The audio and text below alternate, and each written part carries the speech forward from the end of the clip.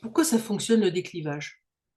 Parce que le traumatisme, c'est quand on a vécu un événement qui était un tel choc que dans l'instant, on n'a pas pu l'intégrer neuroémotionnellement. Et ce qu'on fait dans le déclivage, c'est de médiatiser un dialogue intérieur entre celui, celle que l'on était au moment de l'événement et celui, celle que l'on est maintenant. Cela permet de traverser les émotions du passé et quand on les a traversées, elles s'apaisent, elles sont intégrées. Mais ce qui fait aussi que ça fonctionne, c'est que la séance de déclivage et le polylogue intérieur que l'on médiatise permettent de faire une expérience intime. Et il se trouve que cette expérience est exactement l'inverse du traumatisme. Le traumatisme, à part quand c'est la confrontation à la mort ou à l'impuissance, résulte toujours de l'exercice d'un rapport de domination.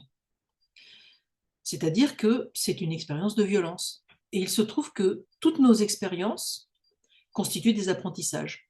Mais comme c'est une expérience de violence, eh bien c'est un apprentissage qui est dysfonctionnel. Et cet apprentissage se matérialise, entre autres, par une croyance dysfonctionnelle sur soi, sur les autres, sur la vie, sur la société. Par exemple, je ne vaux rien, ou on ne doit compter que sur soi-même. Cette expérience traumatique, cette expérience de violence, elle est le résultat de pratiques, l'exercice de rapport de domination, de pratiques qui sont clivantes. Le traumatisme nous clive de nous-mêmes, ou de notre corps, ou des autres. Mais ce que nous faisons en séance, ce que nous mettons en scène dans le polylogue intérieur, c'est exactement l'inverse des pratiques clivantes. Ce sont des pratiques reliantes. L'écoute, l'empathie, la gratitude, l'attention, la considération. C'est-à-dire que la personne, pendant la séance, fait l'expérience inverse de l'expérience traumatique. Et cette nouvelle expérience vient corriger, en quelque sorte, l'expérience traumatique.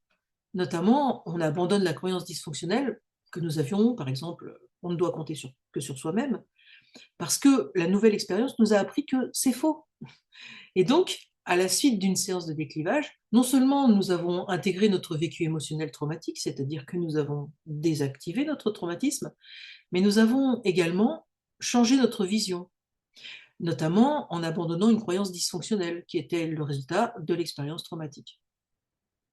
Alors, si vous voulez faire une séance de déclivage, eh bien, ce matin, aujourd'hui on est le 17 décembre 2025, j'ai eu la joie de valider la certification de l'ENA, qui est donc maintenant traumaticienne, et je vous la recommande, et ses coordonnées sont dans la description.